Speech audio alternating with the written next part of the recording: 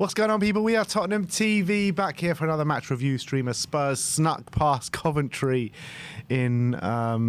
Look, it wasn't good last night at all by any stretch of the imagination. I thought first half was absolutely shocking, and it took for the substitutes to come on and save Ange Postecoglou and Tottenham's blushes yesterday in the Carabao Cup third round in Coventry against the Championship side, who's probably started the season just as bad or just as, up and down as Spurs have this season in the Premier League.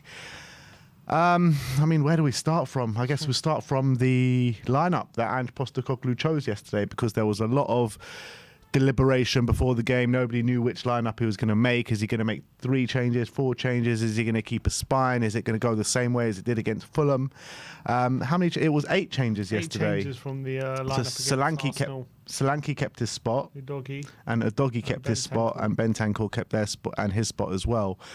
There was 2 players I said in the build-up to the game that I just don't want to see play, and I think it'll cause a detrimental effect to us. That was Fraser Forster and that was Timo Werner. And those 2 were probably our most poorest players on the pitch yesterday. You got to say that, right? I agree with that. Yeah, I mean, in terms of the lineup, it wasn't that dissimilar to what we predicted. I think the biggest differences were Forster for Vicario, Van der Ven for Ben Davis. And I think Werner, we predicted Son start and Werner started. Apart from that, it wasn't too dissimilar. But I was looking at the lineup and I had some big concerns. Obviously, the back line was, the way we play, if you don't have strong defenders there, you're going to be caught out time and time again, and that's exactly what happened. And we probably should have conceded more than a goal for sure yesterday. We got very lucky that we kept them down to 1 somehow. I thought Forster was all over the place yesterday, and then obviously Timo Werner starting left wing. I had a feeling he might start because I think we've re-signed him on loan, and I think we've re-signed him for a reason, and that's because Ange wanted him here, and that means he's probably going to play some games. And I just thought he was put in a proper disaster class yesterday. I really thought that he was shambolic. It's his worst performance in a Spurs shirt. I mean, every cross he was coming to, he was dropping it. That ball that he played out the back, was supposed to be for Bergvall, but it was an absolutely poor ball that put Bergvall in it. That sprung Coventry onto an attack. I mean, everything that he did yesterday kind of was just really poor. Mm-hmm. There was just nothing good. He made a couple of saves throughout the game, and you've got to give him credit for that, but it was just shocking from a keeper. And I keep saying it, why is Fraser Forster in the European squad? Why is he starting yesterday? There was just no need for it at all. Yep. And yesterday as well, with the fact that Spence came on and did so well, it kind of makes a mockery of the decision to leave out Spence and pick Fraser Forster in the European squad. But in terms of the lineup, obviously when you're making 8 changes, that's going to lead to, could potentially lead to a performance which we saw yesterday, which was very disjointed. A lot of players not being used to each other, no real relationships on the pitch. But I'm kind of less sympathetic to that argument when Ange has been here for a lot longer. A lot of these players have been here for now a year. I think the only players making their first starts were Gray and Bergvall. I mean, you could say Odegaard as well, but he went off early on. So I think most of these players should be more up to speed with how we play, even if they are fringe players. And the fact that we put in such a horrendous performance, we didn't even have a shot, let alone a shot on target in that first half. Second half, we were probably even worse defensively, I would say, up until probably the 88th minute. I mean, it was horrendous, the whole game pretty much up until the last few minutes. And I was saying with 5 minutes ago, I'll take penalties right now, because there's absolutely nothing no evidence I'm seeing of us getting back in the game. And I don't know. Do I blame Ange for? I don't blame Ange for making changes. I blame him for the performance we put in. 100%. It's completely on him. He trusted that team to go out there, and the performance was absolutely shambolic. We couldn't lay a glove on Coventry. We couldn't even cause them any trouble. The problem was how easy Coventry found it to just stop us, and we couldn't even get a shot on goal. It was ridiculous. Let's get it right, mate. This is not a Coventry side that's been playing week in, week out in the Championship. They made their own changes as well. Mm-hmm. This was a weakened Coventry side. This wasn't even their first choice, and they were putting us under pressure, under more pressure, and you know what? If they were 3 or 4-0 up by the time we scored our first goal, nobody would bat an eyelid yesterday. That's how dominant they were. And that's the chances that they were creating. We were just lucky that they didn't take the most out of their chances. That's the reality. And look, I get what you're saying about Ange, but I think that he needs to be more street aware about the players that he's picking. And if you're going to play a high line, you can't play a back two of Ben Davis and Radu Dragusin. You just can't. That's why in our lineup, I wanted one of Van de Ven or Romero to play because more specifically, we predicted Van de Ven. I mean, it's good that they've had a week's rest and we're through, so job done. But I think definitely that we risked going out without either of them two starting, because every time the ball went over the top, Dragusin and Davis struggled badly. They didn't know how to deal with it, and there was a lot of pressure on them. They weren't really up to it. I also felt their passing out the back was pretty diabolical, to be honest. I thought both of them on the ball were not very good, and they struggled to find teammates. They were playing long passes over the top, continuously overhit. They couldn't play passes in between the lines, and I think on another day, we're luckily that Coventry was so poor with their finishing, because another day, as you say, I think 2-0, 3-0 would not have flattered them at that point. And when Ellis came on as well, he was giving us so much trouble late in the game, and Davis really struggled to deal with him. Obviously, Davis gets credit for that block he made off the line, which really saved our skin. But there are a number of them, though, from Ben Davis in there, some really good defensive actions, and I think Ben Davis actually did keep the score down to quite a respectable figure at times. Yeah, but he let the runner go off him for the goal. I know there was a lot of opportunities where he struggled, I thought, Ben Davis. I know he did some good stuff, but I thought that as much as he saved our skin on a few occasions, he also struggled on a lot of occasions and got very lucky that we didn't concede on a few occasions as well. I thought Dragusin couldn't live with Bassett. I thought Bassett really gave him a tough run as well, running down those channels, and he couldn't really do it in the one-on-one situations like maybe Romero could have done in that situation. And then you had Fraser Forster bumbling around, him charging out his area when there was no need to, causing an open goal. I counted, he flapped at 4 crosses, which he had to grab at the second attempt. He also passed the ball out the back in the first minute straight to a Coventry player, and then he gave them an open goal. He's so lucky none of his mistakes led to a goal, because he would have been coming under a lot more criticism. Or to be fair to him, he did make a couple of good saves, but still the bad definitely outweighed the good for Fraser Forster.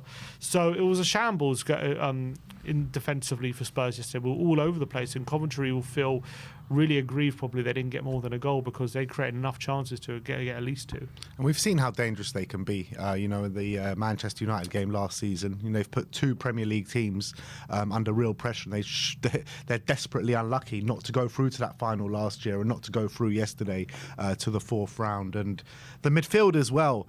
I thought Lucas Bergvall, he was the only one in that first half that was trying to get on the ball, trying to look forward and have that forward thinking to try start attacks, but I felt like he was like the only one trying to make something happen. And I felt so bad for Dominic Solanke. He was up there in the number 9, he was making good runs, he was showing good movement, but he was like a lone ranger as well up front with no support, no service whatsoever. And how many touches did Solanke get yesterday? Because it can't have been many. 24, which is actually not a terrible amount, but probably when he had to come deep and try, because there was a couple of times he actually came deep and tried to win the ball back, and I think that's the only time he actually made an impact, or whether you saw him in the game. Well, it's the least of our starting 11 he had, so I think we struggled to get him involved. It was a bit concerning, the fact that when he did drop deep, he didn't really seem to know how to make an impact in those situations, because he got on the ball and then he would try and turn, wasn't really working for him. He wasn't able to come up with any sort of quality. And then when he was in the forward line and trying to make some runs in behind and trying to get in on the Coventry defence, we couldn't find him, and he was getting a severe lack of service. So but that's not his game, though. His game isn't to come and drop deep and try start the attacks. His play, his gameplay should be to stick there as the number 9 and to finish off those chances. He was forced to come deep because no one was doing anything in the middle of the park. Like I said, Bergvall was the only one that was like making an attempt at it, and I felt that's why the Spurs fans gave that reaction of him coming off, because at that moment in time he's the only one that showed any sort of ambition in the game. And it was just really, really hard watch, particularly in the stands. Obviously there were boos ringing out from the away fans at half-time. There were boos ringing out for Ange Postecoglou's substitution when Bergvall went off, but, you know, it's quite ironic because it was kind of the subs that did change the game at the time. But I thought it was the wrong decision to take off Bergvall, even though we did go on and win the game with the decisions. I thought he should have kept Maddison and Bergvall and Kulusevski. He's thrown them all on. Yeah, he should have allowed Bergvall to have an opportunity with Maddison to see what he can do. I think he should have taken Sarr off.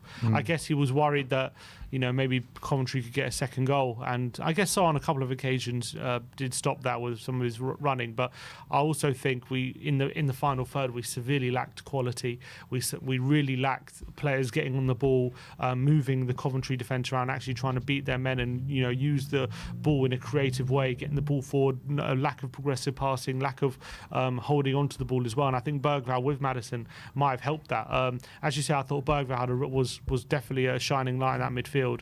I thought Bentancur on the ball on a few occasions did some really good passes in between the lines. I thought off the ball, he got the assist as well. Brilliant assist. It was really good. But off the ball, I thought he did struggle, to be honest. I thought he wasn't covering enough ground in that position. Obviously, we probably won't see him in the Premier League for a while now, but we'll have to wait and see today what happens with that decision. But I thought, off the ball he struggled. I thought Sarr was pretty diabolical. I thought his quality was absolutely shocking. I thought a lot of his passes were overhit. He wasn't finding himself in good positions as well. And if he wanted to fight his way back in the team, I don't think that was a performance to do that as well. But I think Bergvall was the only one looking to play forward, looking to open up Coventry, ask different questions of their defence, but he was surrounded by players who were playing it a lot safer and just didn't have the quality that he did, and it was really frustrating to watch. Solanke just couldn't get in the game. I don't think he had a shot all day. He wasn't able to get the better of the centre backs a lot of the time when he was dropping deep. Well, the problem is he dropped deep and he would play out wide and then would have no one to aim at in the centre once we got out wide. And then when he stood in the middle, he wasn't able to get any sort of service, and he didn't get any of the ball in any dangerous position. There was a few times he tried to run in behind, but the service was terrible and they didn't read his runs. And maybe that comes with time and building that relationship, but it was a concerning performance, I have to say, for Solanke yesterday, albeit, you could argue it wasn't with with players like Maddison, Kulusevski, Son, who have to spend more time with, and maybe the quality they'll have will be able to provide him with service. But still, when you sign a striker for 65 million, you still expect him to see a bit more of the ball, and he just wasn't able to get impacted. I know you could say, Haaland, there are games where he barely touches the ball, but he can just make a difference there. But when Solanke, he's now a top 6 team, I think he has to show a bit more. I'm not massively criticising him. I just do think he was quite anonymous. And, in these kind of games, I want to see a bit more from him. Yeah, look, I completely agree. But I do think it was more maybe the service that he was getting than maybe him playing really poorly. Because like you say, like I said before, the runs were there, the movement was there. He just wasn't getting picked up. And I felt like Bentancur just left this gaping hole in our midfield for the majority of the time, particularly in the opening hour, 65 minutes of the game. There was just this gaping hole in the middle of the park. And Coventry pretty much had free roam of our half pretty much for like 65 minutes of the game. I feel like they bypassed our midfield a lot. They just went long, continually hitting the channels, continually hitting it in behind Dragoshin and Davis as well. And they were just finding all sorts of space and finding a lot of joy. And I think the problem was actually a lot of the issue actually yesterday was our pressing wasn't there. It wasn't as good as it's been this season. I don't remember too many times, apart from obviously the goal we scored, where our pressing had led to us winning the ball in, high up the pitch or in certain situations. I mean, we've been one of the best teams this season at winning the ball in the attacking third and putting teams under pressure. And yesterday it wasn't there. Maybe is that a consequence of making a lot of changes? Did that mean the press wasn't so coordinated and all that kind of stuff? I don't know. But all I can say is on the pitch yesterday, the pressing was non-existent. That led to Coventry players having a lot more time on the ball, and it led to a lot more long passes being accurate into the channels, and it led to a lot more joy for Coventry getting in on our backline. It just felt like every time they weren't long, they were just in on our goal every time, and they were creating so many opportunities. And I would say maybe you can blame the midfield for not doing that pressing and giving them too much time, but I would say that a lot of the time Coventry just bypassed the midfield and went long, and that was a big problem. Archie Gray got his first start yesterday, and I felt like he did show some nice moments on the ball, but he just left so much of a gaping hole on that right back slot, and I think that like they were targeting that area at times, and they were getting in time and time again in behind him, and I felt like look, he's an 18-year-old making his debut for Tottenham in a very lackluster team, so we kind of hung him out to dry a little bit in that sense. But I did like what I saw on the ball at times, but it was just too much of a gap at right back. Too much of a, like, you look at a doggy right on the left hand side. I don't feel like they got in behind anywhere near as easy as a doggy as they got in with Archie Gray on the right hand side. Yeah, I have to agree with that, and I think Gray struggled defensively. Obviously, he's played a lot of right back in the Championship against Championship opposition, so it shouldn't have been so new to him. But obviously, playing this bit of a new role at Spurs, inverted, having to learn when to go inside, when to leave all that space. I think he struggled a bit with his positioning potentially. I thought on the ball he looked comfortable. He played some nice passes, especially out wide to Brennan, a few good balls over the top. And I wasn't, I think, earn a few free kicks. I wasn't too unhappy with his performance on the ball. But off the ball, he definitely struggled to make sure he had that side on knockdown. And we've seen fullbacks in this system, when we play the inverted role, they leave a lot of space, and a lot of it's to do with timing of your runs and making sure you're getting back in position and making lung bursting runs to cover that space.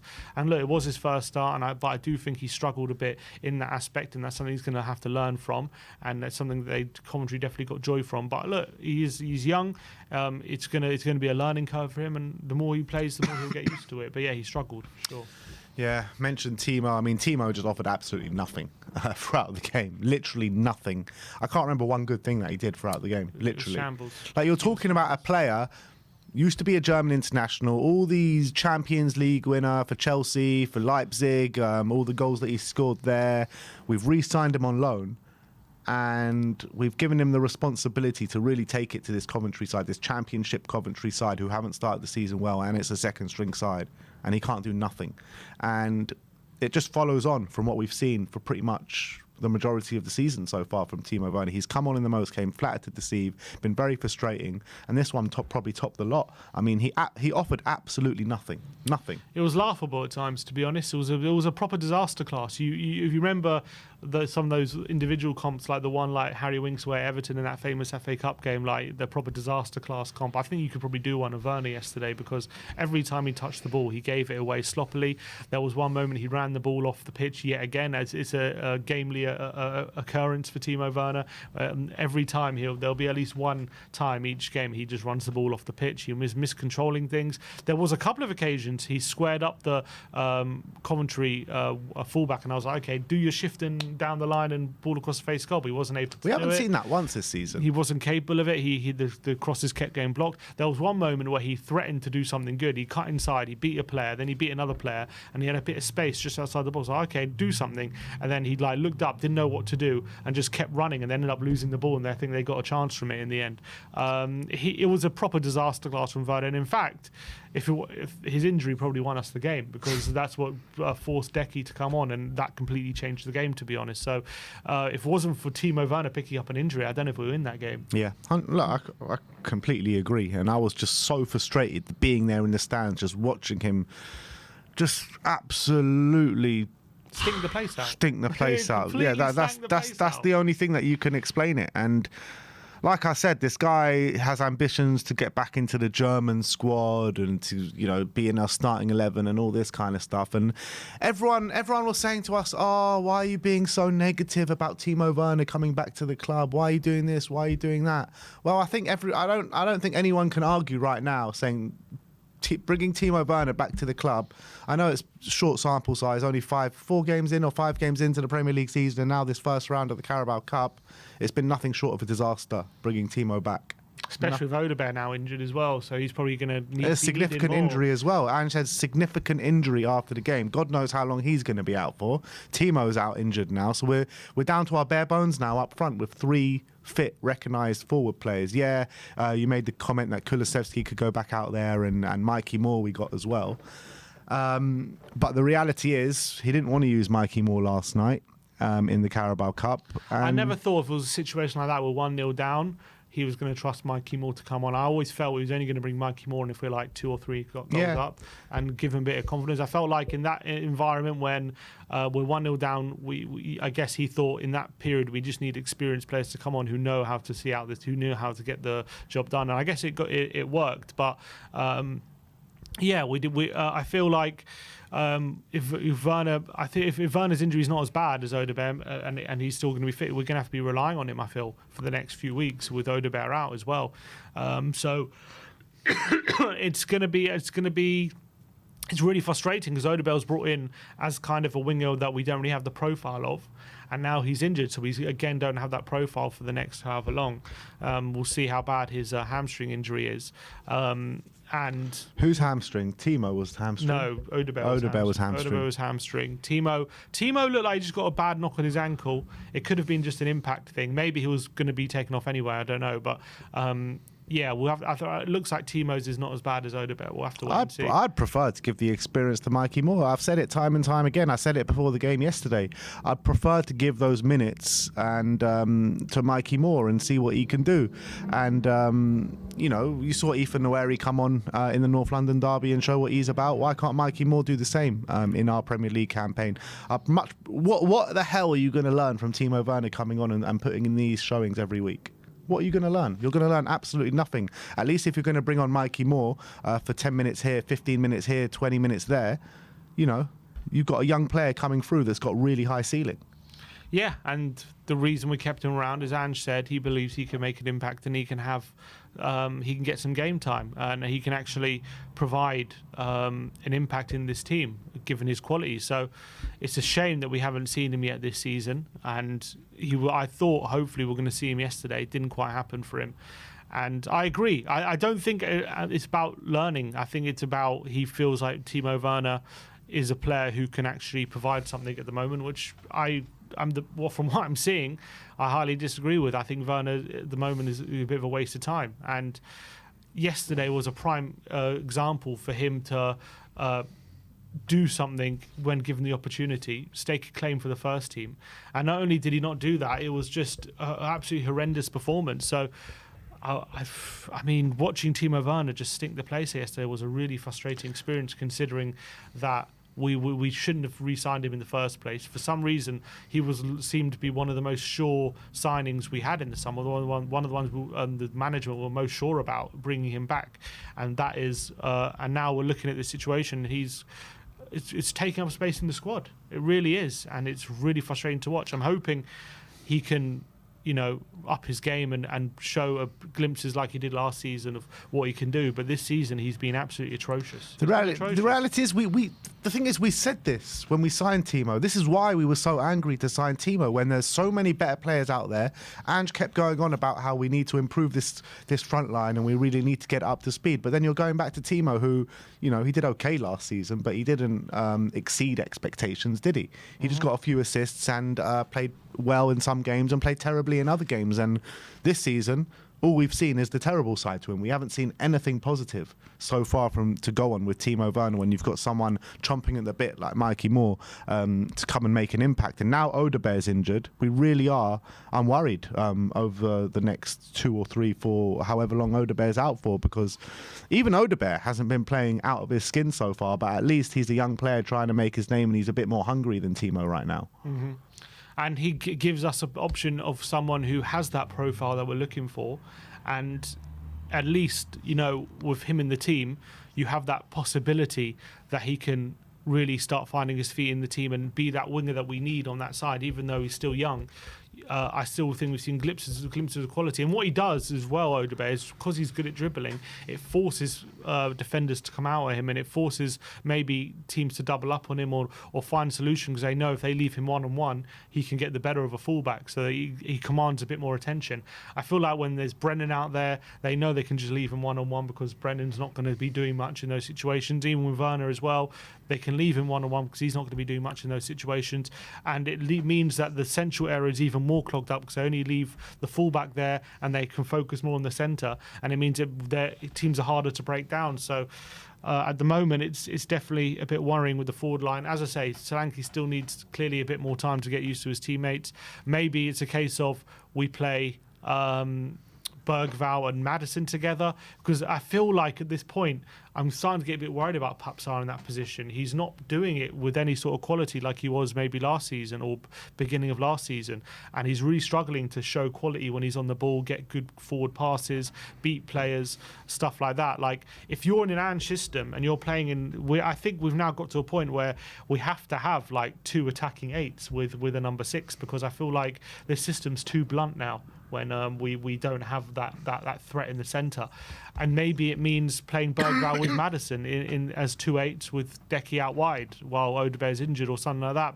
But I don't want to take Decky out the centre, because that's just where he looks so effective, and he was absolutely brilliant when he came on yesterday. Changed the game, really. And if it wasn't for Decky, we end up, I don't think we get anywhere near winning this game. And Decky was the only one providing quality, actually, in tight spaces, weaving, finding a little bits of space, pockets of space in the penalty area, asking different questions of the Coventry back line. And if it wasn't for him doing that and him providing that assist, we go out yesterday. Yeah, absolutely. And you got to say, the changes that Ange did make won us the game, with Maddison coming on. And when Maddison did come on, I did get a few flashbacks to Fulham last year when Maddison came on and he was in the ascendancy. He was really trying to make something happen, but ultimately he failed to do so. But this was the other way round, where Maddison, he just provided an option for us. He was dragging players out of space. You had Kulusevski, like you say, who was providing the quality. You had Jed Spence, who I thought was brilliant when he came on as well. And you had Sonny, who never stops running. I don't think he showed too much quality when he came on, Sonny, but he just provided he just gives them something else to think about when he's on the pitch, because of the quality that he does have. So those changes did win us the game, but it's just a shame that it had to come to that, because we were playing a B team pretty much from Coventry. We should have showed ourselves a lot better. And talking about Ange Postecoglou, if you're going to play the lineup that you played with, Gray starting at right back for the first time, you've got Dragusin and Ben Davis at centre back, you have to tweak the tactics. Otherwise, it's just borderline insanity what you're doing. You can't keep playing this high line if you've got defenders in there that can't play a high line. It just doesn't make sense. I think the biggest concerning thing for me was, defensively we're all over the place, but that's nothing new for us. But I think the most concerning thing is, despite all that, I know we made a lot of changes yesterday, and you could argue the quality maybe on the pitch wasn't as good as the players on the bench. Not could argue. That's obvious, but still, even with the players on the pitch, Ange has prided himself in playing this attacking style of football, inverted fullbacks which leave space out wide, and all this movement and fluidity, and what that should do is create chances. And even if the quality on the pitch isn't there, I still expect that the system should be ingrained enough or good enough that we still create chances against the Coventry side. And the fact that even though we were playing against a much changed championship team, we still couldn't create any sort of meaningful opportunities. I think the best chance we had up until the goals was a corner from a header from Ben Davis from a corner. It was just before they scored, wasn't it? That was the only chance we had, pretty much, throughout the whole game. And the fact that the system that Ange has implemented wasn't able to create any sort of opportunity against a championship side, that has got to be a bit of an alarm bells, to be honest, because I don't care what team you put out, the way we play should be able to create chances. And the fact that our system was so easily countered by Coventry is a really, really worrying sign. And we got Brentford on the weekend. And I know obviously tomorrow we'll do all the previews, but Brentford are just a side tailor-made to combat what we do, like tailor-made to it. And I'm worried on the weekend that if Coventry found it so easy to combat how we play, like when we play against Premier League teams, I know we've already struggled this season, to break teams down, and especially now Odebear's injured, I am a bit concerned that the system itself, regardless of quality on the pitch, the system wasn't able to create any chances. Yeah, look, you talk about the system, but I still stand by the fact that first 4 games of the season, we've looked a lot better than maybe what the results have shown. So maybe that shows that the system, look, it does have flaws, there's no doubt about it, but maybe it shows that the system is a lot better than what it did show yesterday, because of a lot of changes that Ange did make and the personnel that he did put in there in certain parts of the pitch. Because you look at it, Leicester, Yeah, we came under a lot of pressure in the 15 minutes, but we should have more than won that game, and we created enough chances to win that game. Defensively, apart from those 15 minutes, we didn't come under too much pressure. Against Newcastle, we lost the game, but we definitely should have won it in terms of general outlook, and the system looked good that day. We were creating chances and probably should have won.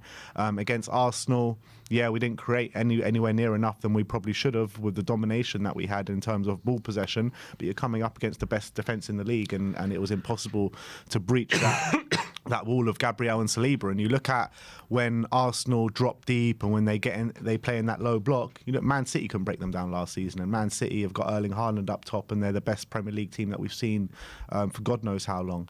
And then Everton, obviously, we battered them 4-0. So I would say in the Premier League, it is a bit of a different kettle of fish. Yeah, but when the system really comes into play is when actually you don't have the quality and you have to rely more on the tactics to get past the team and find ways to open them up. Yesterday was a good opportunity to show what Ange's system can do, even with many changes, and we weren't able to even create a chance against Coventry, and that's what I'm saying was a concern, because yesterday was more highlighting, in a weird way, would more highlight the system because we've got lesser players, so you have to rely on the tactics a bit more rather than the quality on the pitch.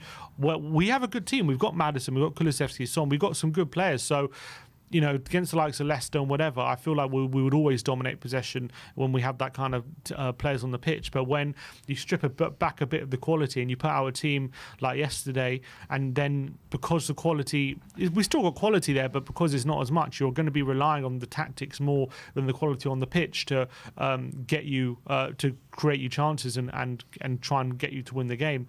And the fact that we couldn't create a chance is quite concerning, in my opinion. So that has got to be a bit of a worry, that we couldn't lay a glove on that Coventry defence yesterday. They found it so easy to stop us, and that has got to be a concern. That has to be a concern. I think, but it goes down to team selection. I get what you're saying about the system and all that, but Timo Werner's not up to scratch. He's been bang out of form this season. Pape Matar has been bang out of form this season.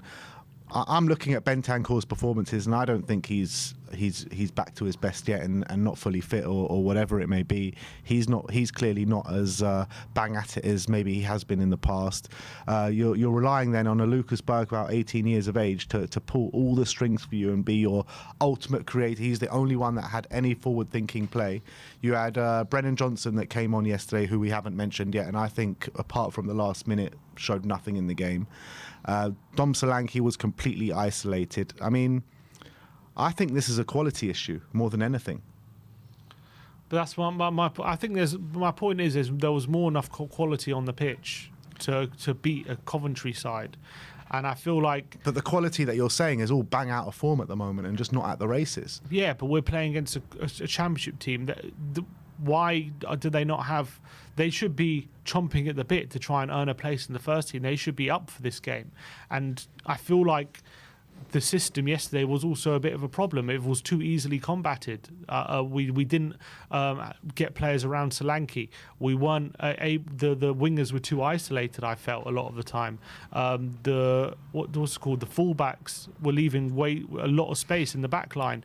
Like, yeah, the quality was lacking, but there was enough quality to win that. Should have been enough quality on that pitch to win that game against Coventry, or at least forget winning the game, just create a few chances, you know, ask different questions of Coventry, look like you might create a chance or score a goal or anything, and we couldn't even get anywhere near their goal. We couldn't even get a shot on goal, let alone create a chance. We couldn't take a shot. And that isn't, I don't know, I mean, it is down to quality, of course, but I don't think it's just down to quality, in my opinion. I think Ange has got to take responsibility for how we weren't even able to shoot, let alone create a chance. It's true. And Ange has to take responsibility. But you have to adapt systems to what you've got at your disposal. And if you're going to play that, like I'll bring it back to the defence again and the midfield. If you're going to play these kind of players, you have to adapt the way you're going to play. Otherwise, it's just borderline insanity what we're doing here. You can't play that super high line. You're going to get caught out every single time, and that showed yesterday. Serpico says, bottom line is we beat Coventry. Ange allows players a certain amount of freedom, which is fundamental for growth as a team. We need to get behind them and stop this microscopic criticism. I mean, I don't know if it's... I think microscopic is a bit... I don't think that's true. When we've ended the game where we could have easily lost 3-0 to Coventry, who are a championship team, I think the criticism and the concern is valid, I would argue, rather than microscopic, and coupled in the fact that results-wise things haven't gone our way so far in the Premier League. There are definitely valid concerns here. I'm not saying it's all over and we've got to sack Ange, but I'm just saying there are some real concerns here that I don't know whether the players just can't get what Ange is trying to ask them to do, whether they're not up to it, or whether what Ange is asking them to do isn't working. There's something going on, and we have to try and figure it out. Yeah. Yeah, I mean, you mentioned yesterday, I think you sent out a tweet saying it left a lot more questions than answers after the final whistle yesterday, and it's something I completely agree with, because we can sit here for probably about 3-4 hours and still not really know what the problem here at Spurs is. Yeah, is it the system? Is it the players? Is it a bunch of both? I don't know. I really don't know. Time will tell. I think time will tell exactly what the problem is. I think it's all probably a consequence of all three of them. Sometimes we don't have the quality that could ruin the system, all these different things. They're all probably linked. But I do think there are a lot of things at the moment which are worrying. But at the end of the day, we did dig deep. We didn't give up. We did get over the line, and we found those moments of quality right at the def. And with Spurs, especially under Ange, it's happened so many times where if we get one, it comes in clusters, doesn't it? And we can get another one quickly. I felt like if we got one, it could be one of those games where we can get another one quickly, and so it proved to be. Obviously, Jed Spence coming on at half-time, and I thought he performed fairly well throughout the game. I thought defensively pretty good. Playing on the left as well, he looked a bit more effective, and apparently Ange said it was pre-planned. He was always going to come on, and fair play to him. He got that equaliser. It was a really good run as well. Great run and a great finish outside of the boot. Didn't have a lot of time to think about it. Just prodded it beyond the keeper. Decky's nutmeg pass as well. Yeah, beautiful from Decky, which was great reward for what was a really good cameo from him. And then we got that winner, which was great work from Bentancur, brilliant through ball. And then the guy who had to delete social media a few days ago because of the abuse he was getting, ends up scoring the winner. And I'm really happy for him that he got that goal. It's actually, I was saying on the watch along, it's a run we don't really see enough of him making in this Spurs in this team. I guess it was different because in that scenario there was a bit more space for him to run in behind and run beyond the fullback and get a bit more central. And when teams are set in their defence, his job is to hug the touchline. So there's a reason why we don't see him making those runs. But that's the kind of run he would used to make for Forest, where he was getting a few goals for them. And you clearly, when he gets to those positions, he does have a good finish on him, because it was a really calm finish into the back of the net. Yeah. So I'm delighted for him. He got that winner, and hopefully that can spark something in him. Yeah, I hope it sparks a bit of confidence from him, but I did think he was poor up until that moment, Brennan. But to be fair to him, he makes the run, he puts it in. It was a lovely finish, a little dinked finish over the keeper. And you saw there's definitely something off with Brennan at the moment. Ange mentioned it about him being low on confidence. When he did score that, he barely celebrated. And after the game, when all the players were coming over to the fans, Sonny had to pretty much push Brennan over to come towards the fans. So I feel like he's going through something at the moment. He's not a happy bunny whatsoever. You could definitely see something's playing on his mind right now. It was more. I mean, I've seen Son do that before. I mean, I remember when Richarlison scored a winner. When Richarlison was going through something at that point, he had to push him. But the difference there is Richarlison was willing to take the adulation from the fans, and he went over and gave him a big clap. Johnson didn't seem that interested. He looked sad, like he's just scored a last-minute winner, and you would have thought we lost the game by his face, to be honest. So that has got to be a bit of a concern. And I think a lot of fans who've been sending him messages and stuff, is the consequence of all that kind of stuff. They have to take a long look at themselves. But I mean, me calling for that is going to fall on deaf ears and will listen to me. But it's sad to see when a player like that, as a young player who should be buzzing when he's just scored a last-minute goal, looked like he didn't want to be there. Yeah, and look, we've been heavy critics, particularly me. I've been a heavy critic. I'll speak for myself, like a heavy critic of Brennan Johnson, even last season, this season as well. But there's a line, it's okay to criticise a player, but you cannot be sending the disgusting things people have been sending him on social media. I mean, there's a line that people cross, and I don't understand it. It doesn't make sense to me how people and why people cross this stupid line. It makes no sense. That's the internet. That's what happens. And I think it's uncalled for, it's unnecessary, it's disgusting, but that's what players have to deal with a lot of the time, especially when they're not performing well. So it's sad to see, to be honest.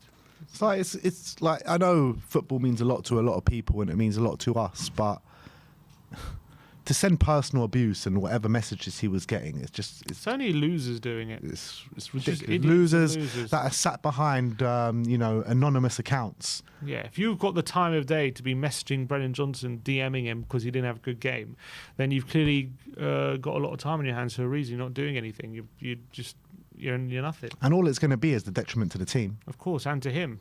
And I don't think it helps the people sending it either. So it's just nonsense. But look, we got there in the end yesterday. We got through, which is our first Carabao Cup win for a long time, actually. I think last year we went out first round, second round to Fulham. The year before, did we go out to Middlesbrough? Year before in the Carabao, we went out to Forest. And the year before that, we went out to, I think, was it Nuno's, under Nuno, we went out. So the last game we won in the Carabao Cup is when me and you went to Wolves, right, in the penalties? Yeah, that's right. We beat Wolves. And then who did we lose to that year? We beat Wolves, and then we lost to, who did we lose to? I'm trying to remember. Was it under Conte? Trying to remember who we lost to that year. No, it was under Nuno. We beat Wolves. Yeah, Conte must have come in after that because Nuno was gone after that cup game. So yeah, 2021. So it wasn't that. Okay, so I was. Some people said that it was our first win since we got to the final, but not since then. So we beat Wolves on penalties, and I can't remember who we lost to on that year. Come on, if you don't know, nobody knows. I'm trying to remember. I think it was a Premier League team. Was it Chelsea in the semi? Oh, no, that's not right. Is that right? Nah. Who did we lose to after? What, under Conte we lost to Chelsea? Oh, yeah, we did. It was double-legged. It was a semi-final. He's there, right. It wasn't double-legged, sorry. I think it was just one leg that year. Didn't we beat Chelsea on penalties? No, that was under before. Jose. That was under Jose. We lost to Chelsea. We lost to Chelsea like it was 2-0 at Stamford Bridge. Oh, when Tanganga was playing. Yeah. Yeah. And then what happened? And then at home we lost 1-0. I remember because we had them 3 games in a row, no? Because we had them twice in the league and then twice in the cup and then once in the league. And I remember we lost 2-0. We got battered in all 3. We lost 2-0 at Stamford Bridge, and then away, and then at home we had like 3 goals ruled out for offside or something from VAR, and then we ended up losing 1-0. If I remember rightly. Yeah.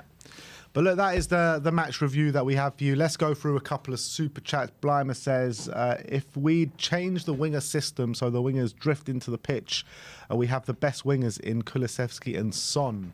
I don't disagree with that, and I've been saying that for a couple of weeks now, where I would love to see a Doggy and Son switch up their positioning on the pitch, get a Doggy out wide. And you know what? I think it could solve a lot of problems if we do that. Have Porro, have a Doggy, just stay as normal fullbacks, and then have our 2 wingers cut inside a little bit.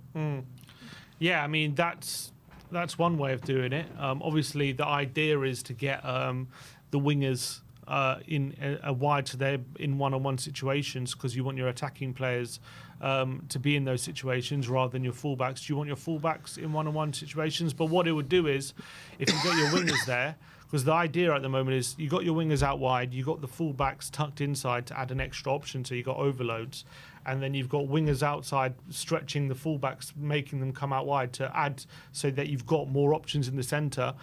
But at the moment, teams are I guess the big problem is our wingers aren't very good in one-on-one situations, so they get in those situations and they're not able to beat their men, and then all of a sudden it just leads to more congestion. If you were to swap it, I mean, what it would mean is those fullbacks, instead of stretching themselves outside, the fullbacks who are marking our wingers, if our wingers are tucked inside, all it's going to do is it's going to tuck them inside, and that could potentially cause even more congestion. But what it could potentially mean is a Dog in Porro get a bit more space, because it could rely on the opposition wingers to track back to make sure they're marked. So that could cause a different dynamic. But if you make the opposition fullbacks come in a bit, that could cause even more congestion in the centre, and then you're relying on a Doggy and Porro to provide the attacking kind of contributions from the outside, and would you rather attacking players there or doing that, or would you rather the defenders doing that? But I mean, that should be bread and butter for Porro and players like Porro and Udogie. You know, Porro's probably our best crosser in the squad. He is, but you're asking him to provide all the goal contributions. I mean, you're pretty much asking him in that position to be part of the front three potentially, unless you're asking him to hang back a bit and not go as far forward as our wingers. But I mean, are. right now we're asking both of them to be number 10s. Yeah, but they're there to cause overloads. They're there to be the extra man. When they're going forward, they're not going to be the extra man. They're going to be kind of the man. I feel like it shouldn't be all one way or all the other way. It needs a bit of variation. And I feel like the way that we play at the moment, it's a bit too predictable. Well, the idea of Ange when we first kind of got accustomed to was that there was supposed to be variation. There's supposed to be they kind of switch, and there's some fluidity, and sometimes you see Porro there and then Johnson inside. It's just as long as someone's in one of these positions, like there should be fluidity between them. There should be some rotation, but we haven't quite seen that. Everyone seems to be very stuck in their position, and maybe that's something Ange has to work on. I thought when we first started playing Ange, we did see a bit of that, but at the moment it seems those wingers are very much stuck out there, and there's been no movement between those players. Next up is from the Joracle, says we have so much more quality than we are seeing. I mean, yesterday on the pitch, was there so much more quality than we saw? I guess there was. Pape Matar. We had more quality to have a shot, surely. Yeah. No, it's true. We do have a lot more quality than we're showing at the moment. Would you say we have a lot more quality than we're showing in the Premier League as well? I mean, I feel like I feel like the Premier League form is been on such fine margins. Like, if we put away a couple of our chances, nobody's talking about us being on bad form in the Premier League. Yeah. And then because we're not on bad form in the Premier League, we go into this game with 9 changes or 8 changes, whatever we made. We just about get through, and there's a different narrative about this game. The narrative about this game is like, all right, we made 8 changes, but we got through the game. Correct. As opposed to we still look terrible kind of thing. So I think that is a fair point. But I do think yesterday there was definitely more quality on the pitch than we saw. I think so anyway. There was more quality to have a bloody shot in the first half. And look who's given us a super chat here, Kim's Customs. Big up, the Kim. Soul of Soul, people. Come on. This is the biggest legend, this guy. We met him in Korea, and he took us out one night, and he was taking us club and bar hopping one night in Seoul, and then he took us to Chuncheon as well to Sonny's hometown. So big up to Kim's Customs, an absolute legend. We call him the Soul of Soul, and he says, I don't know why fans keep testing all players. We have a good squad. Also, as a team, this isn't rotation. It isn't challenging. No colour. Sad to see and painful to see every game. What would you say to that? I'm trying to work out what he's trying to say. I don't know why fans keep testing all players. We had a good squad. Is he saying that we shouldn't be seeing I think he's trying to say that we shouldn't be like angry that we changed the team and like because we've got a squad and we have to use the squad kind of thing. I'm trying to work out what he's trying to say. But it may be sad that people are bashing players or bashing Ange for playing fringe players, and we have a squad kind of thing. Which I don't, Yeah. which is not, Ange, not wrong. Ange was correct to make changes yesterday, but I just feel like if you're going to make those changes and you're going to play, like I said, Davis and Dragoshin at centre back, you have to adjust and you have to adapt something, because otherwise you're going to see we were lucky to get away with it because of that. So big up to you, Kim. And next up, Brian Kim. And next up is Joseph Vukovic, who says, hey guys, wanted to get your opinion on how we currently are stacking up to the mid-table clubs based on how they have played from last season to this one. So who are we saying the mid-table clubs are? You know what? West Ham, Brighton. West Ham, I think, have been poor so far this season. Palace. Palace have got worse. Who else is there? I think Wolves. Bournemouth. I think Wolves have got worse. Bournemouth, Chelsea. Can you actually name me a team that have actually got better from last season? Forest. Forest, that's true. Just a team in general. Or, Yeah. I can't think of a team that have actually got better from what they've shown last season yet. better? No, not necessarily. I mean, Brighton, I don't think you could say they've gotten better just yet. They've started well, but I don't know if they've gotten better. I mean, there's a case for Brentford. Brentford, yeah. Yeah, most teams haven't at the moment, I guess. Newcastle, but that's just results they have, but not necessarily performances. Yeah. If we put in the performances that Newcastle have put in this season, all Spurs fans would be saying we're just getting away with it. It's a ticking time bomb. We're going to lose soon. Just like we did under Conte when we were saying it. And Nuno. Yeah. We didn't get away with the Nuno. We did. First three games, we were top of the league, didn't concede a goal. We'd won the first 3 games. But everyone knew it was still. That's what I'm saying. Yeah. That's what I'm saying. And I feel like it's not as bad as that at Newcastle, but I do feel like they are getting away with it a bit at the moment. And I feel like our Premier League form is the flip side of that, where we've actually played well, but we haven't got what we deserved. Next up is a super chat here from Scoulage saying, big up Spence, showing strength and leadership, dropped from Europe and is still showed determinism to play a critical role in last night's win. And I think it's an absolute disgrace that he's not in the European squad, man. It really is. And yesterday just amplified it even more. We said it at the time, why the hell is he not in that squad when you've got the likes of Fraser Forster and 4 goalkeepers called up? It just makes no sense whatsoever. I agree. And Forster also put in a bit of a disaster class yesterday. He really struggled, and then Spence came on and made a big difference and helped us get back in the game. So the fact that Spence has been left out is baffling. It really is, and we're going to need him. We don't want to overwork Udogie. Spence came on to give Udogie a rest. So if Spence isn't going to be there, does that mean Udogie's going to be overworked in Europe? I really hope not. It's a bit of a problem. Unless Spence comes in for the Premier League. Yeah, I guess, but playing left back in the Premier League, I guess he did it well. Basically, what we've done is we've told Spence that he's our Cole Palmer. He's too good to play in Europe. He's only here for the Premier League. A lot of people are saying. I've heard a lot of people say yesterday they want to bin off the Premier League and just focus on Europa. Yeah, I've heard a few people say that as well. They could be, as much as that could be an opinion. If we bin off the Premier League, I don't think the board will be happy. No, and look, there was, I don't know if I was having the conversation with, it was with you on the panel show, saying as long as we're in Europe, you don't think that they will pull the plug on Ange. But if said that, did I? Well, someone said it on the panel show, I think, that as long as we're in Europe, they won't pull the plug on Ange. Or was it someone on the panel show that said that? Or someone was saying it to me at Spurs last night. I can't remember. But I don't disagree. I don't agree, because I feel like every time that it looks like we're not going to get top 4, they've been the manager. Mm-hmm. That's what I'm saying. If we're out of the top 4 race, everyone can say, well, if we win the Europa League, it'll be all right. But you won't get to see that final if we fall out the top 4 race before then. Yeah.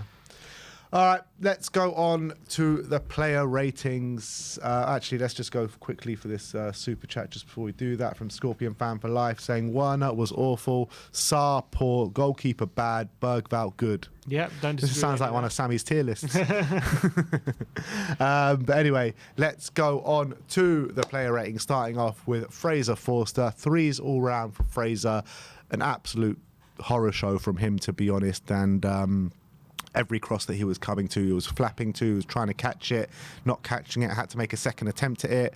Terrible playing out the back. One springs to mind that he tried to play a ball to Lucas Bergvall that put us under pressure. That mad moment when he comes rushing out and Ben Davies has to spare his blushes. Just poor all round. Yeah, and considering I said to you before the game, I've got a feeling that he's going to give Forster the cup games and give and play Vicario in Europe in the Premier League. And if he's going to be in the cup games, we might not be making it far in the cups, because he was a shambles. Look, to be fair to him, and he did make some good saves. So at that point, that kind of kept us in the game. That's why he gets a 3. That's why he gets a 3, because he spilled the ball 4 times, I counted, and had to gather it up at the second attempt. He played the ball straight out the back in the first minute, straight to a Coventry player who could have scored. And then he got in a muddle with Dragoshin and gave Coventry a completely open goal. We just got away with that one thanks to the clearance off the line from Davis. So, I just thought he was shaky all game. He was shambolic. He looked bad from crosses as well. So it just wasn't encouraging at all. And I hope Ange actually looks at that now and being like, look, you're past it now. You can't play it. You can't play for Tottenham anymore. Mm-hmm. You just can't. You can't put in that performance against a championship side and be like, all right, I'm going to get the next cup game. And he's an experienced player, you know what I mean? So, like, I don't think it's a case where, like, oh, he's come in, he's getting overruled by the occasion or anything. Like, this is a 36-year-old keeper who's been there and done that. I think we're just seeing his level at the moment. Yeah. And you can't tell me Brandon Austin is that much worse than that. Surely not. I don't know. I mean, I just haven't seen Austin in a competitive game. Yeah. Next up, Archie Gray, 5s all round. I thought there was good in there, and there was also bad in there. And I think the good, he was showing really nice opportunities on the ball, where he was getting on the ball and showing some really good spreading of the play and good passing to progress us up the pitch. But he just struggled massively defensively. They kept getting in behind him time and time again. And look, it's going to be a big learning curve for him, that. Yeah, I think he struggled defensively. I think they have clearly got some fast wingers, and they were finding all sorts of space now, hitting it early. And Gray was struggling to get back in position a lot. I thought on the ball he looked as composed as we always seen him. I thought he won some free kicks. He was doing played some good balls to Brennan Johnson as well. So there was some good stuff there from Archie Gray on the ball. But he's got to work on the positioning he was in the fullback, and just giving too much encouragement to their winger, because he struggled to contain them. Radu Dragusin up next. Sim gives him a 4. I gave him a 5, but you know what? I probably agree with you on the 4, to be honest. I was being a bit kind. But with Radu, I felt like he kept getting caught out. He wasn't as aggressive as maybe he usually is. And we were talking about his playing out the back as well, which I thought was poor. You know what? We were talking in the build-up to this game, saying Radu Dragusin is definitely going to play in this game, and he needs to have a good game, because Romero's not having the best of it at the moment. And if he has a good game, he can stake a claim for that first team spot. And he did anything but that, and Romero has to come back in on the weekend. Yeah, he struggled. Maybe it was because he was next to Ben Davis, but I thought he struggled to deal with Bassett, their striker. Whenever there was a one-on-one, I actually, when Romero's squared up one-on-one the defender, I've got no doubt that Romero's going to win that ball and he's going to come away with it. But Dragusin really struggled to contain him. I think a few times he allowed Bassett to get the shot off, and Forster had to make some saves. I thought on the ball as well, passing was nowhere near good enough. There was one moment, I remember in the second half, he had so much time on the ball. He's looking up, looking for a run to look for, or someone to pass to, and he had some options, and he just decides to go long to Sarr, and it just he overhits it, goes out for a goal kick, and it was so frustrating. He just doesn't have the on-ball quality of Romero at the moment, I think. But I just think he generally struggled up against the Coventry backline. And again, the way we play, he's going to be put under pressure, so I give him some leeway for that. But I just thought he really struggled yesterday, and he kept getting caught out with the balls over the top as well. So it wasn't a good day for him. Ben Davis, Sim gives him a 5. I gave him a 6. Again, a player that massively struggled, particularly with the system, had the captain's armband on the day. And to be honest, I can't believe, I think even Ryan said this to me at the game yesterday. We're sitting here, September 18th, 2024, and Ben Davis is the captain of our team, which shouldn't be the case. We should be having better quality in there, and Ben Davis probably should have been sold in the summer. However, I do think that he saved our blushes a lot in the game yesterday, particularly with that last gasp challenge where Forster just seemed to run into no man's land. There were a number of other tackles and blocks, really important tackles and blocks that he did make, but there were a lot of frailties in there from him as well, where his playing out the back, his getting caught out of position. But again, he nearly put us 1-0 up, and if he puts us 1-0 up at that moment in time, it was completely against the run of play. But you never know, we could have even won the game more comfortably. Yeah, he nearly put us 1-0 up, but I think he was a fault for us going 1-0 down. I thought he completely let the Coventry striker get a run on him and just left him, and the guy was onside and we conceded. I thought, yes, he made that block off the line, and fair play to him. That was a really good block and a really important moment at the time. But I thought there was a number of times, especially when Ellis came on, he struggled to contain him, and Ellis was getting all sorts of encouragement from Ben Davis, and Ben Davis wasn't able to really shackle him. And a few times I thought Davis, came and was trying to be aggressive, and early on he was late to a challenge, should have been booked really in the first half as well with one of the challenges he made. There was some good things he made, but I think there was way too many struggles for me to suggest there was an overall good performance. I think he still struggled overall. And he saved us, so I got to give him credit. but I thought there was a number of times, if we were lose the game 2-0, with some of the chances Coventry created, I don't think we're talking about that block off the line. But again, it goes back to what you said about Radu, what we've been saying in the match review. I do think like those two defenders are just not suited to playing the way that Ange set them up to play. Yeah. Next up is Destiny Udogu, who played 45 minutes, which was a pre-planned sub, 7s all round. And I love the way Udogu played. Nothing really was going down his side. He was bulldozing up the pitch with nice little 1-2s and really nice combinations. And I just thought it was a real shame because obviously we didn't know at the time that it was a pre-planned sub, and I was bemused at half-time why Udogu did come off, but obviously Ange said that after the game. But it was a very good performance from him, probably his best of the season so far. Yeah, I think, and that's Andrew saying, he's been coming back from injury, and he actually said after the game he's not 100% fit still, so which is why it was a pre-planned sub. I didn't want to overwork him, and I think it probably worked out in terms of when Spence came on, he made a difference. But I thought Udogi in the first half was great. I thought he was the only one actually winning his one-on-one duel consistently, getting past his player, opening up space. He was doing those Udogi charges into the middle, which a bit more this game than we've seen in the Premier League so far this season. And I think in the defensively as well, he was pretty much on point. So a really solid first half from him. And obviously it was a pre-planned sub, he was taken off, but he was probably our best player in that first half. Yeah, Rodrigo Bentancur, Sim gives him a 6, I gave him a 5. I thought he was poor, to be honest. I thought there were a couple of nice moments on the ball, and I gave him actually a mark up for that brilliant assist that he did show for Brennan Johnson's goal. Lovely pass to find Brennan in behind. But I just felt like off the ball, he just pretty much wasn't there at all. And for a number 6 in this system, you need to be bang at it off the ball. You've seen how many times we've got the likes of Bissouma, who off the ball can be a real presence at times, and Bentancur I just felt left a gaping hole in the middle of the park, and I was really frustrated with him.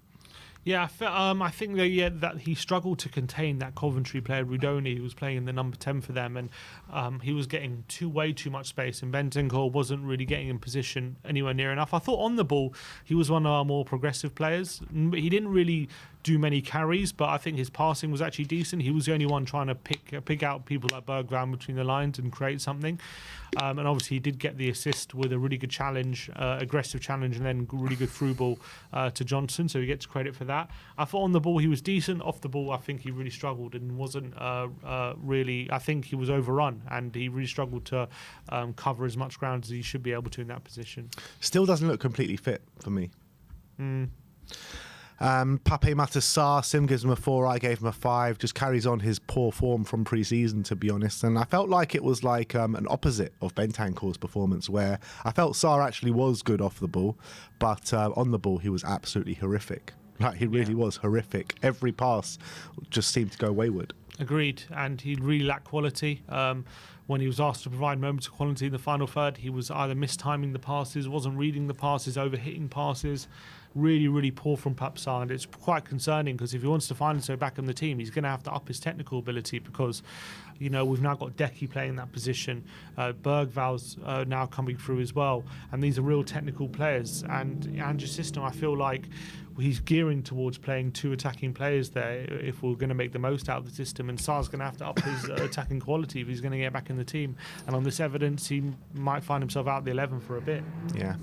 Lucas Bergvall up next, 7s all round, and I thought he was the only one, particularly in the first half, that was getting on the ball, looking inventive, looking forward, trying to play those line-breaking passes and just looking for something to happen. He was the only one that had any sort of forward thinking about him, which was so frustrating. At times, it just seemed like he was trying to do it all on his own, and the players were just passing it to him like he's the seasoned maestro, and he's been here for years and like playing the James Maddison role with that kind of authority, which I thought was absolutely mad. With credit to him for taking that on.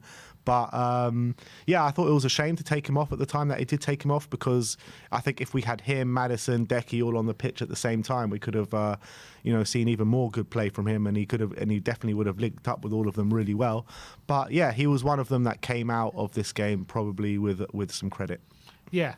The only one who looked inventive, he looked sharp, he actually looked like he wanted to move the ball forward and open up Coventry. He was the one in the middle, moving around and creating space for other players and moving into the space when he saw it. And I actually thought his deliveries on a few occasions from corners and free kicks was actually quite good as well. We should have made more of them. He's clearly got a good delivery. If you remember the first game of the season, he put one on a plate for Richarlison as well. So that's something to watch out for. So I was really encouraged by his display. Maybe off the ball was the only concern. I would say maybe he could have done a bit more off the ball, but on the ball he was bright. So at the end of the day, he still didn't create much. But I think a lot of that's to do with his teammates, not his lack of trying. Yeah, I mean, you can't expect an 18-year-old, however good he is, to just do it all on his own, and that's what we asked him to do pretty much. Wilson Odebear went off after 17 minutes, so a bit harsh to judge him here, but we've given him a 5s all round. I just don't think he had much of an impact. Yeah, he didn't see too much of the ball, unfortunately. But yeah, he went off quite early with an injury.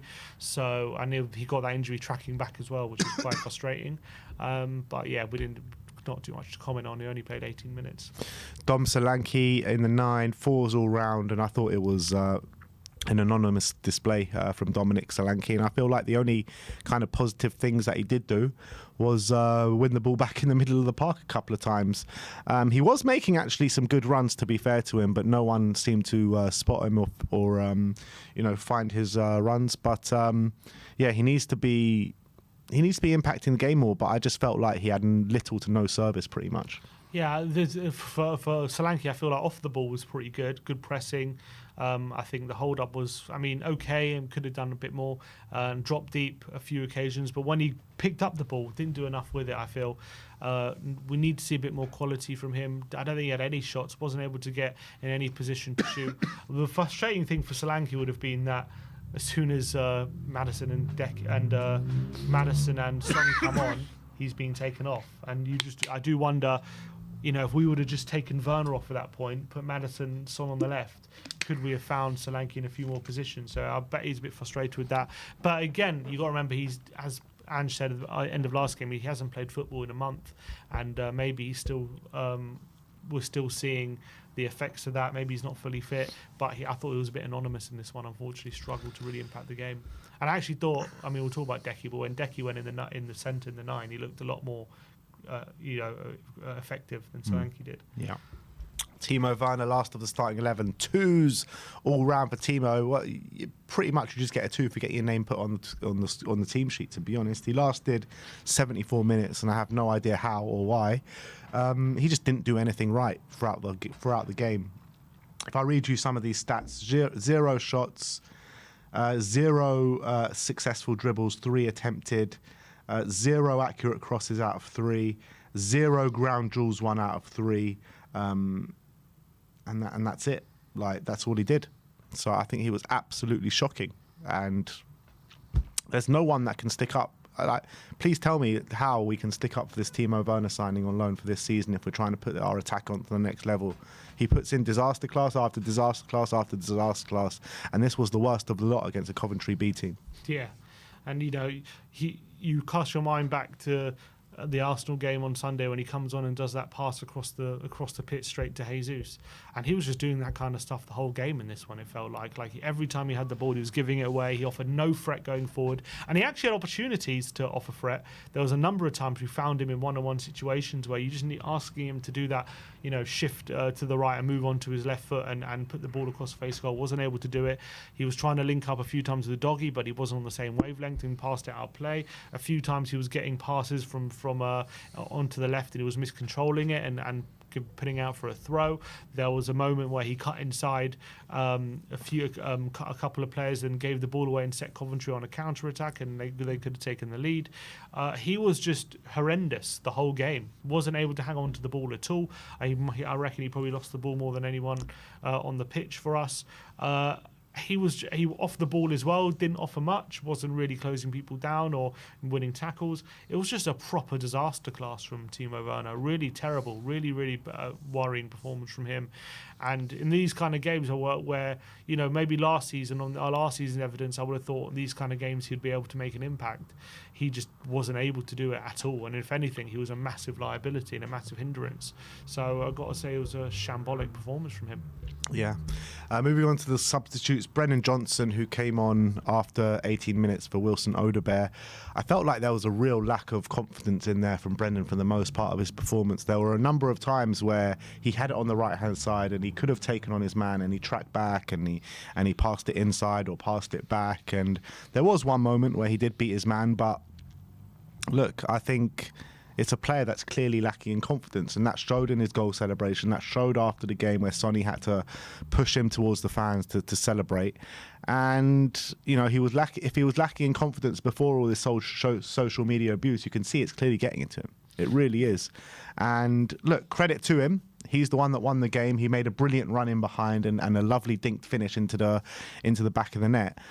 But I couldn't help but feel for him after seeing that celebration, that muted celebration, and after seeing him and how Son had to push him towards the away fans. So, look, massive credit for scoring that goal in the last minute, but you can see that's a clear lack of confidence in his gameplay at the moment. Yeah, well, Challenge clearly admitted that he's not a player in high confidence right now, but hopefully that goal would have done in the world of good, albeit he didn't seem too happy after the game, but hopefully scoring the winner will help him. I did think in general he did a lot better than Timo, I felt, during the game. There was a few times where he cut inside looking to create things. He got a couple of cutbacks, but he got them wrong. At least he was getting the cutbacks. Timo didn't even get in positions to do the cutbacks a lot of the time, but I thought he didn't have a great game. I'm not going to say he came on and was incredible and whatever, but I think he was still getting to the byline. He was still trying to do things with to little avail. Lacked confidence on a few occasions, but when the big chance came to him, he made a brilliant run and he took the goal so well. It's a brilliant finish. Dinked it past the keeper. It looked really confident, that finish as well. So that's something we know he's capable of. Hopefully we get to see more of that. And really good moment for him, and hopefully that can spark a bit of confidence in him, because clearly that's something he's lacking at the moment. Jed Spence, who came on for Udogi at half-time, 7 from Sim, 8 from me, and I thought he was brilliant. I really did. I thought from a defensive aspect on that left-hand side, he stood up to the challenge really well, a number of challenges, a number of blocks, and I think he was getting up and down really well, contributing to the attack. Obviously got the goal that got us back into the game with a really nice finish into the bottom corner with the outside of his boot. And look, I think he's proven to Ange just in this 45 minutes alone that Ange was wrong to leave him out of the Europa League squad. Yeah, and another player I'm happy for, because after being left out of Europe, there must have been a bit of pill to swallow. So the fact that he played 45 minutes, made a good impact, really came on that left-hand side and really took the baton off from Udogi, was effective, playing in a position that isn't as natural to him probably than playing on the right-hand side, but he was making good runs. Obviously, people complain about the inverted fullbacks, but the goal probably came from him being inverted, making that run on the inside, and really good run, getting to the... You look at when Decky, as much as a good ball from Decky, it needed Spence to be his quickest to make sure he got there before the defender and the goalkeeper, and he did really well to squeeze himself in between both of them. Brilliant finish as well with the outside of the boot when he had to think about it very quickly, and a really good goal, and I thought he made a really good impact in that second half, so I'm really happy for him. James Maddison, Sim gives him a 6, I gave him a 7. I felt he did really well in terms of when he came on and creating those space and buzzing around and just causing a bit of problems for Coventry without showing too much quality. A few nice sprays with his passes. It felt like a bit of a homecoming for him last night, where I was outside the stadium and you just saw so many Coventry fans with Maddison shirts on, so many. And then you saw him after the game going around the whole of the stadium with his Coventry shirt on and tapping the banjo and all that kind of stuff. But he came on and he was part of the players that really did change the game and swing it into our favour. Yeah, I don't think he did anything particularly special, albeit I felt obviously his role in the goal of the equaliser was really impressive. Really good flick into Kulusevski, who obviously got it through to Spence. So that was really good. I just thought his presence just upped the quality of the team, and our passing just became a bit more progressive, a bit more quicker, with a bit more intent. And we're finding ourselves in a bit more dangerous positions just because of his presence. And I felt like he made a really positive impact in the team. I don't think it was anything particularly fantastic, but I just felt him doing things that are simple for him just helped up the quality and the dynamic of the team. So he definitely helped us get back in the game. Yeah. And last but not least of the playing staff is Son Heung-min. 6s all round for Sonny. Look, he came on, captain, leadership ability, and you saw him trying to G up his players and say, look, this it's not last but not least. There's one more player after this. So, and the most important player, by the way. But no, Sonny, I think it was just his presence as well. Like you mentioned for James Maddison, his presence just helped Spurs get up the other end and really spur them on to go and get that victory. And I felt like he dragged a few players out of position as well. And look, he didn't do anything spectacular, but it was just this sheer presence that was a real big help for us in those final 15 minutes. Yeah, it was an odd one. He came on for Solanke and played up front for about 15 minutes, and I thought again he was a bit ineffective, didn't really get involved with the game. But I thought once Decky came on and he moved back to the left and Decky went in the middle, then I think he started coming a bit more alive and starting to get a bit more involved with the game, and again was making different kinds of runs and asking different questions of Coventry. So that was positive. Didn't really, he was getting to the byline a few times, but couldn't find that moment of quality to get the equaliser or anything like that. But I think he positively impacted the team, much better than what Werner was offering anyway. Yeah, absolutely. Kulusevski now, last but not least, 8s all round for Decky. My man in the match. I thought he was brilliant when he came on. Straight away, pressing, asking questions, being a thorn in Coventry's side. And it took him probably 10 minutes. In 10 minutes, he did more than what Solanke and Werner did together for the whole time, for 70 minutes that they were on the pitch. And Kulusevski has been my player of the season so far. I think he's been consistent, he's been dangerous, he's been aggressive. He's basically given us everything that we want in this system, in that position. So I can't praise him enough, and he came on and completely changed the game yesterday.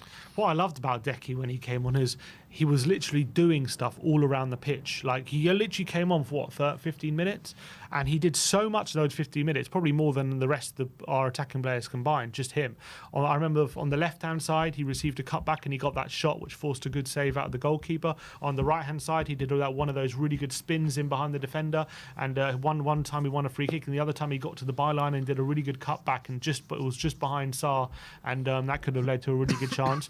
And then he moved to the centre for the last 10 minutes or so, and he got that beautiful assist for the goal, which was such a creative pass, little nutmeg, found Spence making that run, and obviously got the equaliser. That little bit of invention really was, that little bit of quality really was the difference between us going out and us going through. And I thought he just completely changed the game. He was the only one able to get on the ball and actually commit Coventry players, take them on, make something happen, and actually physically was able to not get out-muscled, and he was able to keep possession in the final third as well, bring other players into play. I thought he was excellent, and he was excellent in a number of different positions, just in a small cameo. And he's a player who's high on confidence. You can clearly see that. He's willing to try things. Things are coming off for him.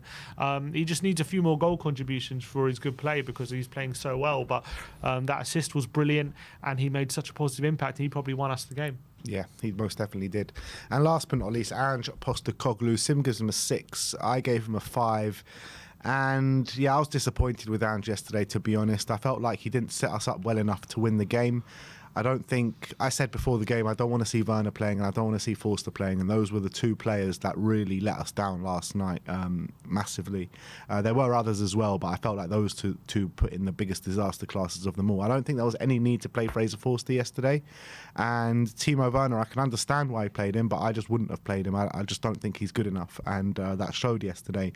If you're going to play Ben Davies and Radu Dragusin at centre-backs, you have to adapt the system and you have to drop a bit deeper. He didn't do that, and he played players that are not fit and are not, ready to play this kind of, or not adept to play this kind of way, and it's setting us up for failure. And we were very lucky we weren't 2 or 3 or even 4 down by the time all our players came on. But however, we weren't, and he brought on the players to win the game, so he's got to get credit for that. But I just felt like he set us up to fail a little bit yesterday. Yeah, I think the team selection, I think if you're going to play the way we play, you have to have one of Romero or Van de Ven there. You can't drop both of them, and he did drop both of them, or rest both of them, I should say. And that was a bit of a recipe for disaster. I think the Fraser Forster, I don't know whether it's in his contract he has to play cup games or what, but he played him and he was horrific, and he nearly cost us the game as well. But I would say, obviously, he made the changes that needed to be made late in the game. Spence obviously came on at half-time and he got the equaliser. Decky, his manoeuvring really helped. And obviously, Brennan Johnson, who that was a substitution forced by injury, but obviously he came on, he scored the winning goal as well. And the changes late in the game worked. But I also thought I had a few problems with his changes. I felt like when he brought on Son and Maddison, he took off Bergvall and he took off Solanke, where I just felt like he should have taken off Werner and he should have taken off Sarr, and I think the technical level would have gone up. I think the control level would have gone up, and I think we wouldn't have made such a hard fist of winning that game. We could have maybe done a bit better, or maybe won it early if he made those kind of subs. I don't know what was enforced in terms of when it comes to injuries and tiredness, fatigue, all that kind of stuff. Obviously, I'm not privy to all that information, but I'm just judging it from what I saw on the pitch. Definitely why he picked Solanke and Bergvall to come off rather than Werner and Sarr, I don't know. And that sub could have cost us the game if Decky didn't come on and save our skin. Yeah. No, I can't disagree with that. And there was clear frustration in the away end yesterday. Boos at half-time and boos when Bergvall did go off. And I feel like we got lucky that, like you say, Bergvall going off, playing so well. Just imagine if he had those creative players that he could have, made those combinations with. We maybe would have won the game a bit more comfortably. Yeah, but I'm looking forward to Bergvall actually getting some game time, with a Maddison and Decky, because I think that'll really help his game, having people on his wavelength near him. And I just hope he doesn't go with these kind of teams in the Europa League group stages. I mean, I don't mind majority of the players, but I just don't want to see Timo. I don't want to see a back two of Ben Davies and Dragoshin, and I don't want to see Fraser Forster in goal. Agreed, because otherwise we're screwed. Yeah. But that is your player ratings for the 2-1 win against Coventry. We are into the next round. You probably wouldn't have realised that by how the reaction to this game, but it was very, very bad. Let's move on and see how the internet did react to the game yesterday. We're going to go to Twitter. And first up is from Trevor Bissouma saying, Jed Sense played like someone with a point to prove yesterday. Putting Forster in the Europa League squad over him was stupid at the time. It looks even worse after the two performances last night. And we've been banging on about this all stream, and I couldn't agree more. Yeah, he looked like someone who wanted to, have a bit of a point to prove, and I'm delighted for him that he came on and made that impact, because he needed to do that if he's going to get more game time in Premier League games. He needs to be shown he can be trusted in them. So I thought he played really well. He got that goal, and it does make a bit of a mockery after last night's performance. It does make a bit of a mockery of that decision to leave out Spence and play Forster. Yeah. Next up, this is from Clara saying, even the bacteria kit looks good on him. This is Sonny. Yeah, does look good on him. What do you think of the? I was struggling a bit last night. I felt there was, especially the lighting on the TV might have been a bit of a kick clash, but didn't notice that in the stadium. Maybe in the stadium it was a bit different. Yeah, but it does look good. I like this kit. I really like it. What do you think? Yeah, it's all right. I think it's only nice. All right. Yeah, it's all right. I don't like. I think. I don't know why we don't go for more like a dominant colour, which is more clear to see, like a black or something, because I feel like sometimes when you're trying to spot that, like from the far end of the pitch, there's all this green and stuff. You're trying to get that ball pinpoint. You can struggle a bit, I feel. Green kits have served us well in the past. True, have served us well in the past. Ayudi says, you lot are horrible human beings. And this is what we were talking about with Brennan Johnson. Just look at this. This is Sonny just taking over Brennan to the away fans last night. And I saw this obviously in front of my own eyes, and it was just hard to watch a little bit. Yeah, he looked like he didn't want to come over and celebrate with the fans, did he? He looked like he didn't want to be there, and that's really sad. And as we've said, it's a young player who's just scored a last-minute winner in a cup tie. He should be buzzing. He should be going over and celebrating the fans. But because of what's happened, clearly he doesn't feel like. Obviously, I doubt anyone was booing him at that point, right? I'm assuming they were all trying to cheer him on. I wasn't there. I mean, I'm guessing that was what was. No, there was no one booing him at that point. But when he did come on, there were a few moans and groans. Right. But not booing, just. But I'm assuming when he comes over, people are cheering for him and stuff like that, or not really. Or I mean, I tell you the truth. At the final whistle, it was just more relief than actual celebrations. Obviously, it went off when we scored the second goal, but when the final whistle went, no Spurs fan was actually that delighted. Everyone was just like, "Bloody hell, we got away with one there." And clearly, Brennan felt the same. I don't know whether it's because of. Look, obviously we're reading a lot into it. I don't know whether it's because of what happened with him deactivating his account that's why it's led to him being a bit muted, or is it a case of he also realised that the team didn't play well? So there's as much as we got away with one. Maybe he felt like, we didn't play well and we don't deserve to be like massively celebrating. I don't know, but he seemed pretty happy in the post-match interview, to be fair. I didn't see that post-match interview, but to be fair, on what you're saying right there, I don't know if you noticed it or saw it. It was in the vlog. That Pape Sarr was the first player to come over to the away fans yesterday, and the first thing he did was put his hands up like that and said sorry. Okay, which is an interesting thing, considering we just got 2 last-minute goals. Usually in that situation, everyone's just buzzing and no one really cares. But it's interesting that they acknowledge that it was a terrible performance. So that's usually we lose like 5-0 away to Newcastle, and the fans would do that. Like we and the players would do that. Like we've just won 2-1 in the last minute. It was just an interesting situation. Next up, saying we've officially got the same set of wingers than we had last season. That's after that in response to Odegaard being injured. Yeah. And one down as well if Timo's going to be injured. Maybe one added with Mikey Moore. Yeah, I hope he gets some sort of game time now. Yeah, it's going to be interesting to what solutions he has to find here, because with Odegaard gone, we don't have that dribbler now. So I don't know. Is he going to? I guess Brennan's going to have to be starting every game. And we were saying how we want Brennan to be a super sub again, because that's even yesterday he came off the bench. I know it was early, but he still came off the bench, and that's when he scored. He's got such a fantastic record off the bench. He really does. But now we can't afford to have him on the bench, so he's going to have to be starting every game, and that's not a great prospect. And you know what? We got really hard games coming. We've got to go to Old Trafford. I know, they're not playing well at the moment, but whenever you go to Old Trafford, it's always going to be a hard game. And we got Brighton as well away coming up soon, and that is. I'm more worried than about Brentford than Brentford as well. Those games, in my opinion. At least Brentford Wissa's out. Wissa's going to be out for the game, which is obviously a plus for us. But they've still got an Mbeumo and Sade. They're just a team built to counteract Spurs. Yeah. Good at set pieces, good at counter-attacking, low block, clogging up the back five. Like everything if you could like build a team to counteract Spurs like that, you'd probably build it like Brentford. That's what I'm worried about. Next up, we've got Son_Way saying, "Don't let the claim be calmed down." Don't let the claim. I don't know what that means, but it was nice to see Sonny coming on, calming the situation, and I think it did.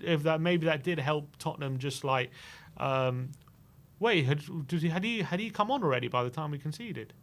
Because he's taking kickoff, or did he come on to take kickoff? Was that what happened? He didn't come on as soon as we conceded. No, Sonny was on the pitch when we conceded. Oh, so they came on before. Sonny came on, and a minute later we conceded. Right. So you can see that calming influence. Maybe in that last 20 minutes you saw that, because we did seem to settle down a bit and start creating chances. So maybe that helped. Captain. That's what you need from your captain. No context Tottenham. If you bring up the first one, there's Sergio Reguilon, part of the matchday squad for the first time in a long time yesterday. And obviously, that's that Ian Wright clip when he sees his school teacher for the first time in a very long time. Yeah, it's quite surprising, to be honest, that he was there. And I don't know what the use of him being there was, considering the doggy went off and Spence came on. So what's the point of having Reguilon there? We're not just to make up the numbers, I guess. But we've got no one else but a youngster there.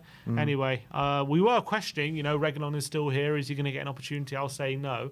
I didn't think he'd even be in the squad, but he was there. So it does suggest that maybe Ange would have called him if something happened, but clearly he still didn't trust him because he didn't play a minute. The reality is, one injury to a doggy or Spence, and he's right there.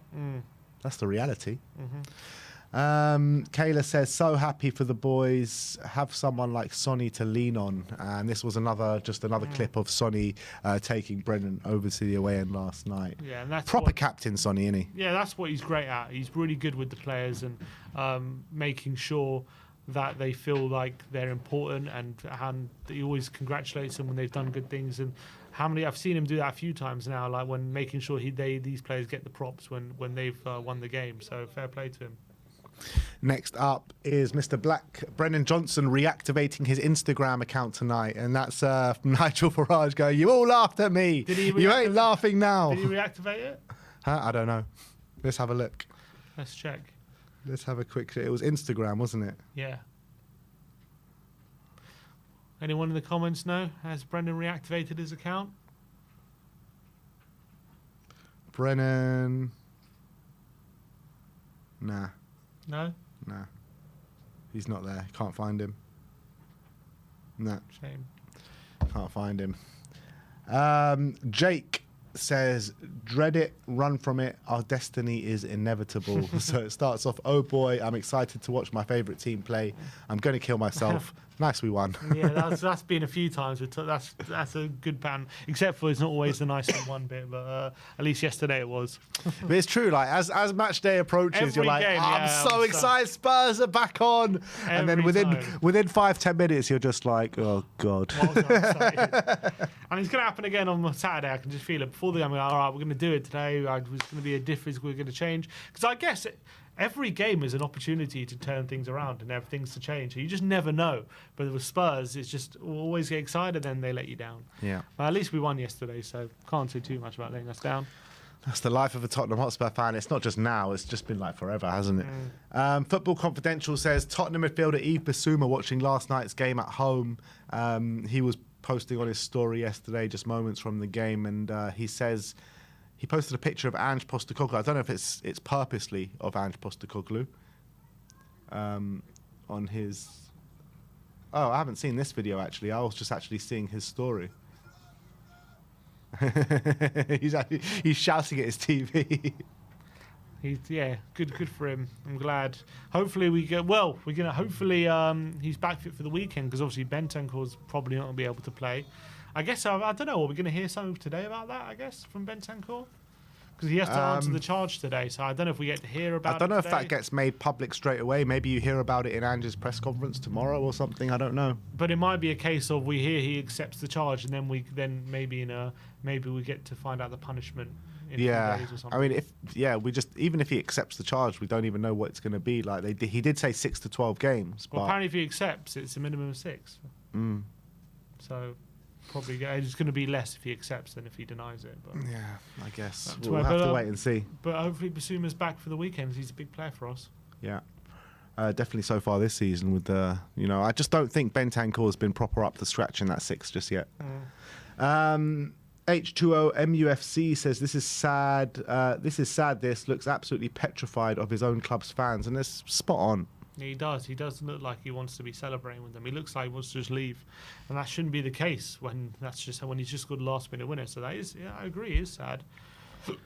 Next up is Jake again, showing a clip of Tottenham 2, Aston Villa 1, when Nasser Chadli scored in the 84th minute and Harry Kane scored that deflected free kick. And he's saying... He's basically comparing yesterday. Yeah, that's what I'm saying. Like, because at that moment, it looked like Poch could lose his job. And obviously, that happened, and the rest is history.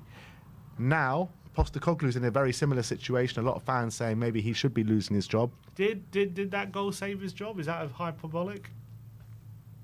I don't know, because... A lot of people are making jokes about... If that goal doesn't go in, it goes to penalties, and we could have easily won and be sitting here talking the same about the game. If we lose yesterday... If we lost, would he have got sacked?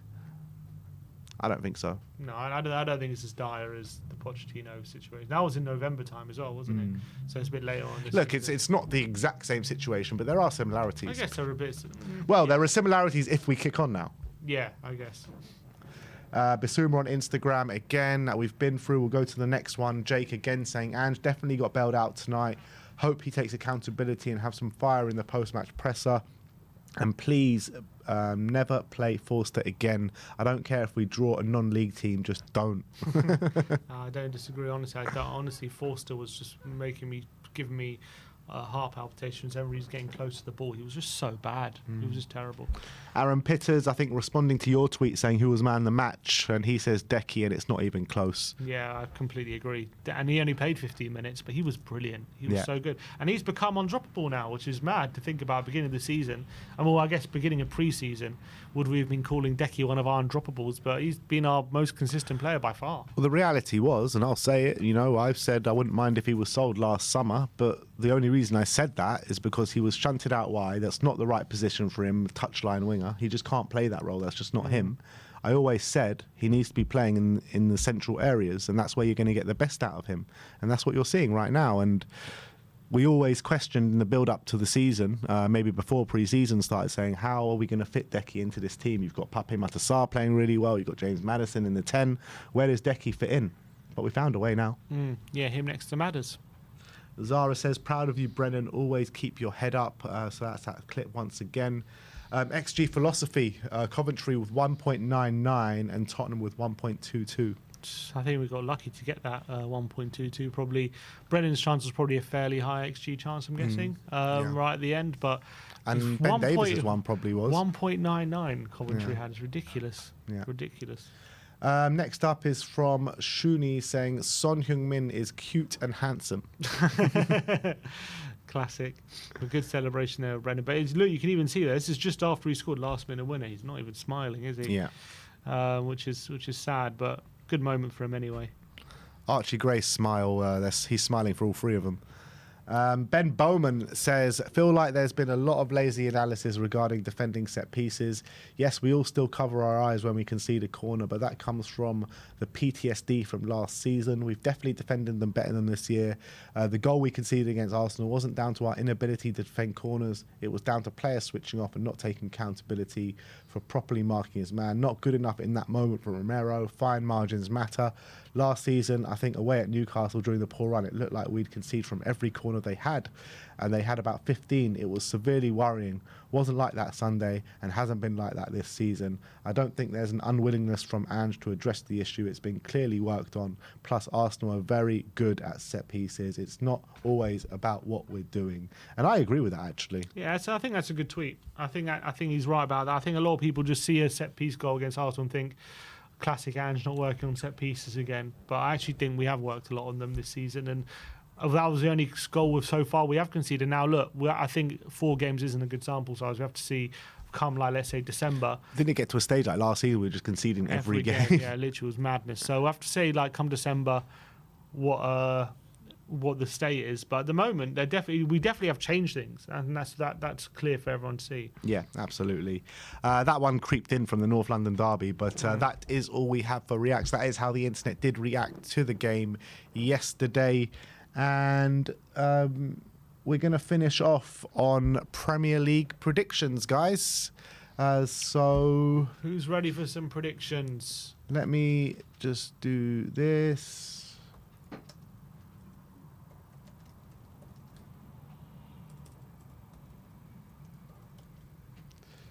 There you go. Oh.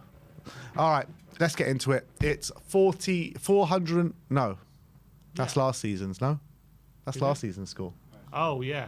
430 points already. No, not yet. That's not this season's score. What is this season's score?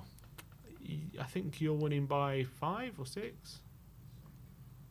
We'll get it up in a sec. Let me just try and find out what this season's score is quickly. I think you're right. I am winning by 5 or 6, but I can't remember the exact score. So we'll just. 37, then 42. Yeah, that sounds about right. All right, let's get into our Premier League predictions for this weekend's Premier League action. Remind me of the score again. 42 to you, 37 to me.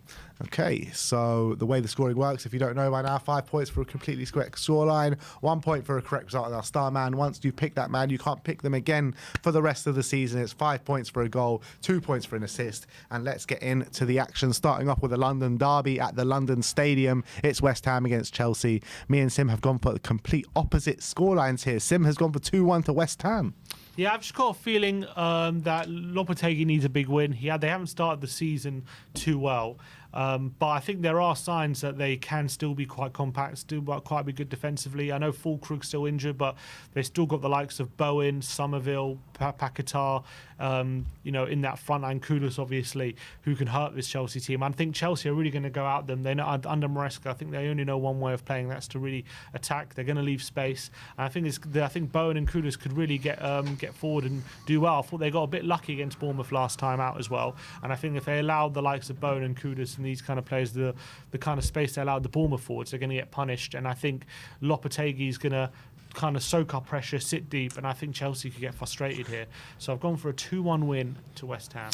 I actually think Chelsea might have a bit too much for West Ham this weekend. I've gone for 2-1 to Chelsea, and I've been fairly impressed with Chelsea going forward. Obviously, they did get away with it against Bournemouth last weekend, but they seem to be, I think they've played 2 away games so far this season against Bournemouth and against Wolves and come away with 6 points, which is really impressive. West Ham, I don't think they've started the season well or how they expected to start it. With all these new signings coming in, they just haven't really made that much of an impact, and I've been a bit disappointed with the way West Ham have started this season. So I feel like Chelsea are just going to nick this one 2-1. Next up is Aston Villa against Wolves. We've both gone for the same scoreline here in 3-1 to Aston Villa. Villa have started the season on fire. Ollie Watkins is back on the score sheet as well after his slow start to the season, and I feel like Wolves can get a goal out of something, but I think it will be a domination job from Aston Villa, and I think it will be quite convincing. Yeah, I think Wolves are kind of struggling a bit at the moment to contain teams and defend as well as they were last season. They're conceding quite, I think, too many goals at the moment, and I think Villa they'll be on a high after a really good win in midweek against Young Boys in the Champions League. And what's really good for them is they're making changes, and the players that are coming in are making impacts, like John Duran, and they got midfielders coming into the midfield making impacts as well. So it looks as though there's everyone's high on confidence there, and I can just see that I've just got a feeling that Villa are going to blitz Wolves in this one. So I've gone for a 3-1 win to Villa. Fulham against Newcastle. Sim has gone for 1-1. Yeah, I can see Newcastle struggling a bit. Apparently Isaac has an injury as well. Oh, is that right? Yeah, he's picked up a toe injury, so he might be out for this weekend. If that's true, I can see them Newcastle lacking a bit of cutting edge without Isaac in the front line. Fulham are always difficult to play against. Craven Cottage have got a decent home record. They don't lose many games there, but are they going to be good enough to win this game with the firepower that they have? I mean, Jimenez did score last game, but is he going to go on a good run of form? Smith Rowe's playing well, but I think both teams are going to cancel each other out here. I can see both teams finding a moment of quality, but it's going to be. I've gone for a 1-1 draw here. It's a funny one, this, because you've gone for 1-1, I've gone for 2-1. The last 2 Newcastle results have been 2-1. The last 2 Fulham results have been 1-1. Yeah, so something's going to have to give. So something's going to have to give. Are you going the Fulham route, or are you going the Newcastle route? I think Newcastle haven't been good so far this season, but they seem to have this knack of just getting over the line and getting the points on the board, and I feel like it will be a similar story at Craven Cottage.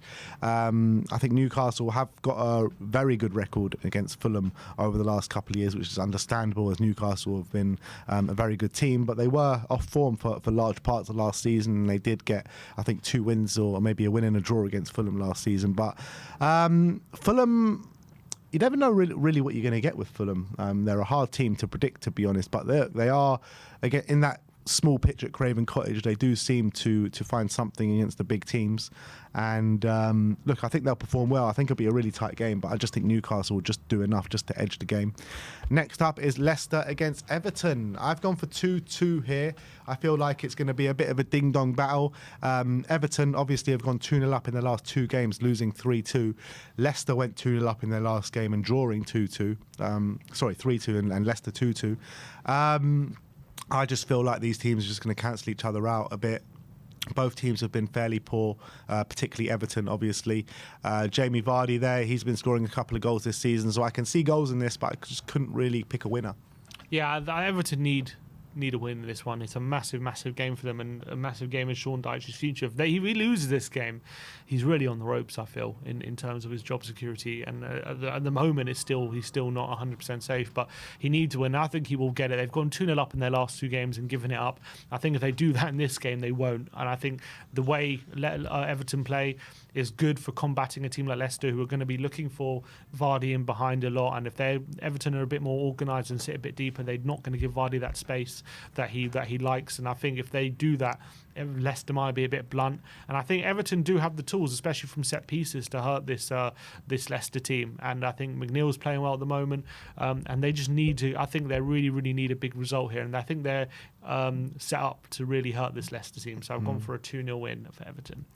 Liverpool against Bournemouth up next. Sim has gone for 3-1 to Liverpool. Yeah, obviously they lost to Forest last time in a shock defeat, but I do think Bournemouth will set up in a different way. We saw in midweek Liverpool got back to their best with a really good, impressive 3-1 win away in Milan, and I think Milan are going to approach the game in a bit more of a similar way that Bournemouth will, because they got Fonseca, so they kind of go for it a bit. And I think Liverpool would like that if Iraola does that. And with the likes of Semenyo and Evan Nilsson and Tavernier in their front line, they've got the tools to give Liverpool some trouble. But if they have a bit of a go at Liverpool and try to press and play their game, I can see Liverpool just having too much quality to play through them and create chances. So I've gone for a 3-1 win here for Liverpool.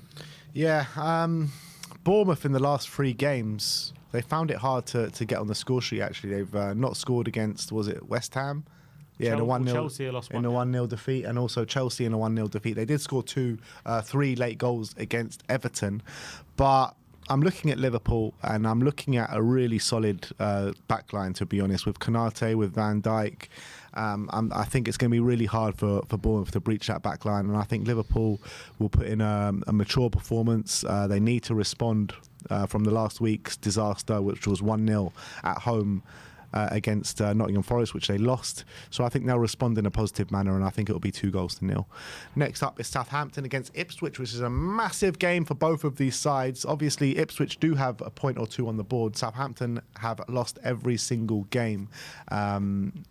In some games, they've actually performed really well and had the possession. They've had chances. They just haven't been able to put the ball in the back of the net. And if you go back to last season in the Championship, Ipswich did do the double over Southampton, I believe. And I feel like when I'm watching these two teams, I just feel like there's a lot more to go on watching Ipswich than there is at Southampton at the moment. Southampton just look a bit too open at the back. And look, they're fairly good in possession. They can create chances, which is why I think they'll get a goal. But I just feel like Ipswich just look like the much more solid outfit and the better team, essentially. Yeah, and I think they've got a bit more quality in the front, and I'm liking the look of Liam Delap. I think he's really showing he can. I bet you are. He can be. Yeah, true. And I think he can be. What's it called? Be making a difference in the Premier League at the moment. He nearly scored one of the goals of the season last week against Brighton with a fantastic run and just hit the post. Got his first goal against Fulham as well. I think Hutchinson looks decent as well. I just think they've got a bit more quality in the front line. They're a bit more better organised at the moment than Southampton, who are just so open. And I do see Southampton knowing that they have to go for this one. They have to try and get that win, get their first win, especially at home to a fellow promoted team. And I think that could leave the door open again for Ipswich. And Southampton have been leaving the door open all season, and I think this could be a fifth defeat for Southampton here, so I've gone for a 2-1 win for Ipswich. And if they do lose at home to Ipswich, that is major alarm bells, isn't it? It's already 4 games in, they need to start getting a result. Against a promoted side at home. They need a point. Yeah, at least. Yeah, need a point here. Tottenham against Brentford. Both of us gone for the same scoreline here in 2-1 to Tottenham. I mean, I just can't predict anything but a Tottenham win in this one. With what's been going on with Spurs, we've been playing well. We just haven't been able to get the points on the board on a consistent basis. 1 win in our first 4, and Brentford at home, it has to be 3 points by hook or by crook. I don't care how it comes, just get the 3 points on the board. Yeah, I think it's going to be a really difficult game, and it's going to rely a lot on our individual quality in the centre to see if we can come up with those moments to open up Brentford. I see Brentford being a really stubborn outfit. We saw how they gave Man City so much trouble last week. They're really good, a team really good at set pieces as well, which we know Tottenham have struggled with. They're a very good team on the counter with Mbeumo, and obviously Sade is going to be coming in for the injured Wissa. So I do see them giving Tottenham a real tough game, but I just feel like Brentford might get the goal and take the lead, sit back on it, and are hoping that Tottenham, can have a response to that with a bit of quality. They're going to have Decky and Maddison back in the team with Solanke up there, and I'm just banking on the fact that they find those moments of quality to win the game. But I see it being a really tight affair, so 2-1. Next up is Crystal Palace against Manchester United. Sim's gone for 2-1 to Palace. Yeah, I've gone for 2-1. I think Palace obviously got over the line in midweek away at QPR. I really like the addition of Nketiah. I think he's started really well at Palace, and I think him with Mateta, with Eze as a front three, is looking like quite a dangerous front three, and I can see them really hurting Man United. I think Man United, obviously, off the back of a good 7-0 win against Barnsley, and they won their last Premier League game as well against Southampton. But if you remember that game, they struggled for a large part of that first half, and Southampton missed a penalty, and Man United scored against Runner play and then went on to win. But I feel like this game at Selhurst Park is going to be a lot more difficult for them to find the space that they usually like in transitions. The Palace back 5, they play with 5 at the back as well. I don't think United like playing against that kind of system, and I think they're not going to be able to restrict Eze from finding space. I think he's going to be able to dictate this game. And I think Mateta and Nketiah are going to be able to get in behind that Man United team. So I've gone for a 2-1 win to Palace. Yeah, I've gone for a Desmond here. I've gone for 2-2, and I just couldn't pick a winner out of these two. Both these teams, like I mentioned many times, will fancy their chances coming into it. Man United on the back of a 7-0 drubbing of Barnsley in the Cup in midweek, on the back of a 3-0 win against Southampton, which actually in the opening 20 minutes, half an hour, they were outplayed a little bit in that game. But I feel like this game is just going to go in waves. Palace will be on top at some points, Man United will be on top at some points, and I can see goals happening at both ends. And Crystal Palace, last year they seemed to have a bit of defensive solidity about them, but I'm not seeing that to that extent this season. So I think Man United do have players in the front line that can hurt Palace, but I do think the other way round as well, that Palace also have players that can hurt Man United. So I think they're going to split the spoils at 2-2. Next up, Brighton against Nottingham Forest. I've gone for a big scoreline here in 3-2 to Brighton. Obviously, Brighton 0-0 last time out against Ipswich, and I think they're gonna want to see a response. Nottingham Forest, on the other hand, have made a really good start to life in the Premier League this season. Last time out, they beat Liverpool 1-0 at Anfield. But I just feel like Brighton might have a bit too much for Nottingham Forest. I feel like Forest can catch them on the break with the likes of Hudson-Odoi and Gibbs-White and Elanga, but I feel like Brighton will just be a bit too strong, so 3-2. Obviously, Brighton played in midweek, beating Wolves 3-2. Really good win for them. But I'm looking at Forest. I think they're a very resolute team under Nuno this season. They obviously kept Liverpool out with a clean sheet. Really impressive result there. And I can see Brighton having similar struggles. They didn't score a goal at home to Ipswich as well, and they really struggled to break them down. And I think Forest are coming into this high in confidence, and I think they're going to be very, very resolute. And I think this Brighton team, who's still very early on in their the project under Fabian Hertzler, might have some struggles here breaking down this Forest side, and I think Forest will be a danger on the counter as well. So I've actually gone for a 1-1 draw. And now the big one, Manchester City against Arsenal. I have gone for 0-0. Sim has gone for 1-0 to Manchester City. And you can probably understand why I have gone for 0-0. We all know how this game is going to go. We know Arsenal are going to sit in their low block with Gabriel and Saliba being very, very deep on the football pitch. They know how to, absorb the pressure that Man City are going to give them. They did it against Spurs on the weekend. They did it against Man City at the Etihad last season. And I feel like it's going to be a very similar game. I hope there'll be a bit of quality from Man City, and Erling Haaland, with the form that he is on, is going to find the back of the net. Man City as well did draw 0-0 last night against Inter Milan at the Etihad in the Champions League. But I feel like Arsenal are going to sit deep and they're going to find some success at it, and they're not going to have too much adventure going up the other way. Yeah, obviously Martin Odegaard's still out, so that's going to be a big miss. But then De Bruyne picked up apparently an injury yesterday. We'll have to wait and see whether he's fit. If he's fit, I still feel like Man City have got enough quality just to find one moment in the game. I think it's going to be extremely tight tactical affair, like it was, like both games were last season, where both teams were not looking to make mistakes and making sure that they're not being open and restricting the opposition. I see it being very, very tight, but I reckon Pep would have studied what happened last season at the Man City of Manchester Stadium, where it was a 0-0 draw, and he'll come up with a plan to just to try and tweak a few things to find that little bit of space to end up winning the game. So I've gone for a 1-0 win to Man City. And we move on to the star men. Sim has gone for Delap. Surprise, surprise. Liam Delap, I think he's looking good the past few games away at Southampton. I think it's a really good opportunity for him to get on the score sheet again for Ipswich, and he nearly did it against Brighton as well last week. So I'm banking on him to score a goal here. Yeah, I've gone for Dominic Calvert-Lewin against a Leicester side at the King Power. I think Dominic Calvert-Lewin has actually scored 2 goals in his last 2 games, and in a game where we both expect Everton to get a couple of goals, I think he's a threat from set pieces. He's a threat on the break as well. So I think Calvert-Lewin can get a goal this weekend. So I've gone for Calvert-Lewin. Sim's gone for Delap. Those are Premier League predictions going into the weekend. Let me know yours in the comment section below, and let me know who you think is going to come out on top, me or Sim, this weekend in Predict the Prem. But that is all we have for you today, guys. Nice 2-hour stream to get your teeth bitten into. We'll see you all tomorrow for the preview day for Spurs against Brentford. So be there or be square.